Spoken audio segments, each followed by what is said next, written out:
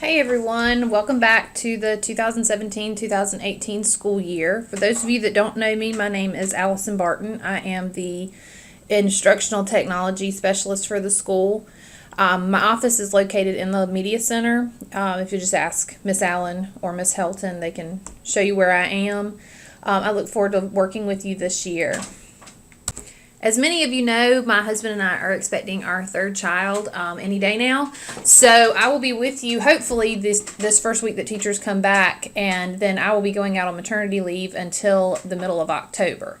If you need any help while I'm gone, you can always reach me by email and by texting me, and my cell phone number will be at the end of this presentation. If you're at school and you need immediate help, Miss Allen would be your best source. If you can't get to her, I believe Carol Harris will be substituting at some point in the media center for me. And sometimes just asking somebody in your department or on your hallway can also get you an answer to your question quicker than you could from me or someone else. So let's get started. I attended a workshop a couple weeks ago to help us get better prepared for next year when we go one-to-one. And one of the first questions that got posed to us was, should technology replace everything? So let's take a look at this little clip. Emma. Huh? Emma. Emma. Emma. Emma. Emma.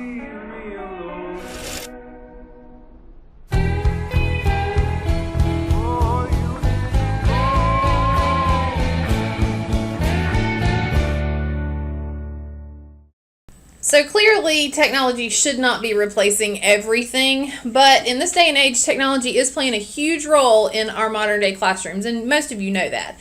Part of my job is to help you integrate the technologies that we have available this year into your classroom, and also this year we're going to be getting you ready for next year when we go one-to-one with Chromebooks. All right, so the first thing that I want to go over with you guys is your teacher website. As many of you know that were with us last year, we're making the transition this year from old Google Sites to the new Google Sites. And if you're new to us, you won't know any different. So you've kind of got an advantage. But this year we will be using new Google Sites to publish our teacher websites. And there are a couple things that are required by the district that you have included on your websites, and I've got them included here. The first thing that you're going to need to have are what are called static pages. These are ones that you do them once, you don't have to do them again, you don't have to update them. And that's going to include things like your About Me page, a parent's page, a student's page, and your syllabus. And as you can see here on this slide, I've got a little bit more in-depth information. You can also find a printable version of the teacher website requirements on my website, and I'll provide you with that link at the end of this presentation. Now, in addition to your static pages, you will also need to have what are called dynamic pages, and these are the pages that you're going to be updating frequently. These are the pages that your admin are going to be looking at frequently, and those are going to include your calendar, for each course that you teach, as well as your weekly planner. And your weekly planner is going to be due at the end of the day every Monday. I believe that's how it was last year. And as of right now, your front page, your home page for your website is due on August 17th by the end of the day. And then your completed website ready for the first day of school is due by the end of the day, August 21st. You should have received an email from me if you are on our 008 staff email distribution, letting you know that instead of emailing me your websites as you get them updated, I have sent out a spreadsheet that's also attached to the Instructional Technologies website. If you'll please just paste your new homepage there, and I will get our website updated. All right, to give you an idea of what we're looking for as far as your teacher website goes, I have cited 3 examples here, Mr. Boughton, Mrs. Vaughn, and Mr. Anthony's websites we're going to take a look at. All right, so this is Mr. Boughton's website, and as you can see, he's got a cool little background, all the stylistic stuff as far as how to set the website up. I can show you during that back to school website tutorial on Wednesday. I just wanted to show you a couple of examples of what your website could look like.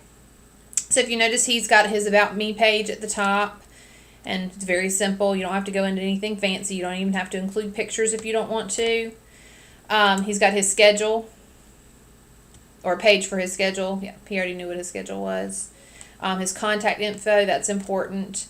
He's got his parent page about the courses that he teaches.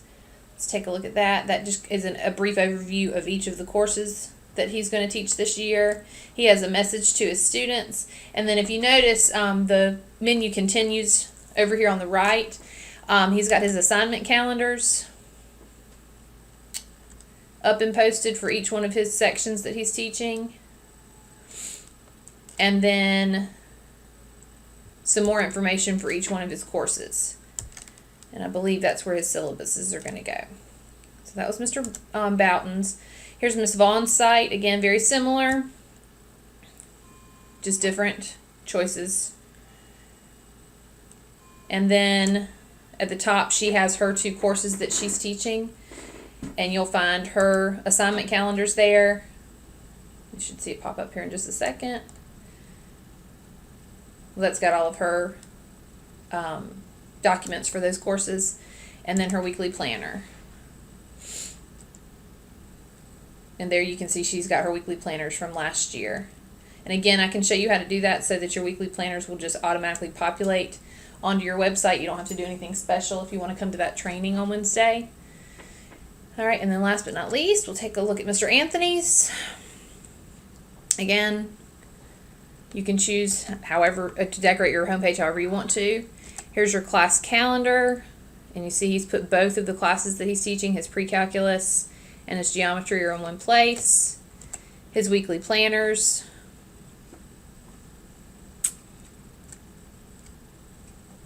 It's taking a second for those to load. It's trying, but his weekly planners will be there for each of his courses. And then he's also got a place for class documents, which he probably hasn't put anything there yet since the school year hasn't begun. All right, so as far as your weekly planner goes, this is a template that you will get from Mrs. Haig sometime during the first week if you haven't already received it. It is due by the end of the day each Monday on your website. It needs to be easy for anybody to find. That's parents, students, admin, whomever is on your website looking for it. You are expected to have one for each course that you teach, and you need to save it as a PDF. Please do not upload a Google Doc or a Microsoft Word document, because those can easily be edited by anyone. And most of you already know how to post your weekly planner onto your Google site, whether it's the old site or the new site. If you need some additional help with that, if you'll please just come to the training on Wednesday afternoon. All right, so equally as important as your weekly planner is your Google Calendar for each course that you teach. And the real nifty thing is that if you're planning on using Google Classroom this year, if you remember from last year, I don't know if I mentioned it to everybody or just a select few, but if you set up a classroom in Google Classroom, it's automatically going to create not only a Drive folder for that class in your Greenville Schools account, but it's also going to create a Google Calendar. So that's going to save you a step. But if you don't want to use Google Classroom this year, that's completely fine. Some of you, I know, prefer to use Edmodo and some other learning management systems. So you will have to go into Google Calendar, make sure that you're signed into your Greenville Schools account, and you'll need to set up a calendar for each course that you teach. This is the place where you should post any assignments that are due. That includes test dates, quiz dates, projects, and administration wants me to hit home that you post these as far in advance as is humanly possible so that nobody can come and say that you posted it at the last minute. The dates, like I was telling you with Google Classroom, the dates will automatically populate into your Google Classroom as you add them on the calendar and vice versa. And you need to make sure when you're finished setting your calendar up that you share it and that you make it public so that anybody, not just anybody in Greenville County, but anybody on the web can view it. And I am more than happy to help you set up your calendars and your Google Classrooms either during the website training on Wednesday, or you and I can set up a time to work one-on-one on this. We're very fortunate both in Greenville County and at Greenville High School to have the amount of technology that we have, as well as being a bring your own device district. If you're not familiar with BYOD, that just means that you as a teacher can elect to allow your students to use their cell phones as a technology device in the classroom. The even better news is that next year we'll be 1-to-1 with Chromebooks. So I know that the BYOD is not a fan favorite of many of you, but for this year we do have 5 Chromebook carts that we share amongst our faculty. Carts 1 through 4 each have 30 Chromebooks, and cart 5 has 35 Chromebooks. We may be able to increase another cart to 35 Chromebooks at some point during this year, but for right now, those numbers are good to get you started for the year. We have a sign-up sheet that is available for our 5 Chromebook carts, as well as our 2 community labs. Those are labs 317 and 349, which are on the 3rd floor. You access the sign-up sheet from the home page, and you can see the little example picture of what it looks like. I've got it broken down 1st through 7th period for each day for the 1st semester. I have not put 2nd semester on there yet. We ask that you don't sign up for more than a week of cart time or lab time at a time, just to be courteous to others. We also ask that if you do have one of the Chromebook carts and you're not using it the following day, that you do have either yourself or your students return it to the library with all of the Chromebooks plugged in, and then whoever brings it back to the library, if you will make sure that they know to plug in the cart to one of the wall sockets along the bookshelves in the library. You don't want to be the teacher that comes to get the cart first thing in the morning and you have 30 or 35 dead Chromebooks. So that's just one of our cart courtesies. There are a couple other reminders that I have put on top of all 5 of the carts, just as little reminders for when you have the Chromebooks. A big one is to make sure that you keep the Chromebook cart locked, even if you are in your classroom, if you're planning on leaving your classroom, whenever your Chromebooks are not being used, if you will make sure that that cart is locked and that you have the key in your possession.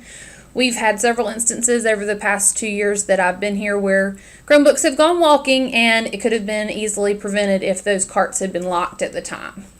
If you have any questions regarding the technology signups, again, you can find the signup sheet on the home page of the Greenville High School website. It's down at the very bottom, I believe in the 3rd column. You can also find the link to this spreadsheet on the instructional technology page. For any technical help that you're going to need this year, as far as your computer, your Promethean board, your printer, anything like that, you're going to use the same form that we've been using for the past 2 years. I've also added a place on the form for you to submit any website requests. That's announcements, any changes that you need made to your club or your organization's page. They'll have to be made on this form now as well. And just a reminder that any website requests have to be approved by Mr. Warren. Just a reminder that the link to this request form is on our Greenville High School homepage, and it's located at the bottom. For those of you that are returning to us this year, you remember that last year we started using account management systems, to manage both your password and student passwords. For those of you that are new to us, the AMS system is located on the portal, and since I'm at home on my Wi-Fi, I can't access it from home. It's something you can only access on the internal Greenville County server, but you can access it from the portal. It's under all sites, and it should be located at the top. You'll be asked to log in with your username and password, and here you have the options to reset both your own password and a student's password. Students should not ever really change their password. It should stay their birth date just for ease of access. But if you have the occasion that a student does come to you and their password's not working, you can use AMS to reset it. But just a reminder that I can reset it as well. All you have to do is just call me or email me. Once you choose to reset a student's password, they will have to take the numeric password that AMS gives you and go into Backpack to change that password. Alright, the last thing I want to leave you with is about Google Drive. You need to download Google Drive onto your hard drive of your laptop. And what this will do is, if you look here on mine, it's going to give you a folder, just like you have a My Documents folder, where you have instant access to all of your Google documents that you have uploaded to your Google Drive account. And also, when you are creating documents, like let's say you're creating a Word document on your laptop, you can save it into Google Drive, and it automatically is going to back it up into the cloud. And the reason that we do this, many of you are aware, A lot of our laptops that we have are getting older, and they have tendencies to crash sometimes. And when that happens, our tech people have to come in and completely wipe your computer. So anything that you have saved in your documents, so for example on my computer, any of this stuff that's in here that would be my personal documents that I've created, they automatically get erased when your computer gets re-imaged, and you don't want that to happen. So if you have your documents backed up into your Google Drive account, they're automatically backed up into the cloud. And the way that you download Google Drive is you first want to make sure that you're signed into your Greenville Schools account and not a personal Gmail account. And then you're going to go to this address here, which is google.com/drive/download, and hit the blue button at the bottom, and it will walk you through the steps. Again, I'm happy to help you do this as well. And the last thing that I'm going to discuss is about professional developments. This is one of the best parts of my job, is being able to offer you both online and in-person professional developments here at the school. Some of the things that I'm already planning on doing this year are on Promethean Board Basics. I believe that will be Wednesday afternoon. There's a Google Sites training that I've mentioned that's on Wednesday afternoon. I'll also be helping with setting up your online PAS-T notebook. There will be a 2-part professional development that should start, I believe, in November on HyperDocs this year. I know several of you have expressed interest in that. I also host a monthly professional development called Tinkering with Technology, and that's a great way to earn those 24 points that the district requires you to earn each year. If you have any suggestions for any other professional developments that you would like to see this year regarding instructional technology, if you'll just shoot me an email. Thanks.